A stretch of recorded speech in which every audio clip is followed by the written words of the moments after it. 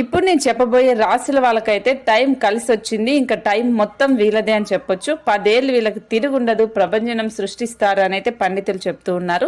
So మరి ఆ రాశులు ఏంటనేది మనం ఒకసారి చూద్దాం. వాటిలో నెంబర్ 1 మేషరాశి. మేషరాశి వాళ్ళకి గతంలో మొదలై నిలిచిపోయిన పనులన్నీ కూడా ఇప్పుడు శనిదేవుడి దయ వల్ల పూర్తి అవుతాయి. ఒక విధంగా చెప్పాలంటే వీళ్ళకి ఇప్పుడు మహారాజుల అవకాశం వచ్చిందని చెప్పుకోవాలి. లక్ష్మీనారాయణ రాజయోగం కారణంగా వీళ్ళకి అన్ని కలిసి వస్తాయి. విదేశాలకు కూడా వెళ్ళే అవకాశం ఉంటుంది. అలాగే ధనుస్సు రాశి వాళ్ళకు కూడా కెరియర్ ఊహించిన దానికన్నా ఎక్కువగా మంచిగా దూసుకెళ్తుంది అని పండితులు చెప్తూ ఉన్నారు. ఎప్పటి నుంచో వీళ్ళకున్న కళలు అన్ని కూడా ఇప్పుడు నెరవేరబోతూ ఉన్నాయి. సో దీనికి సంబంధించి జ్యోతిష్య పండితులు వీళ్ళు ధనుస్సు రాశి వాళ్ళకి మంచి అవకాశం అని చెప్తూ ఉన్నారు. ఏ పని చేసినా వీళ్ళకి అన్ని కూడా సానుకూలంగా ఉంటాయి బృహస్పతి దయ వల్ల అని చెప్తూ ఉన్నారు.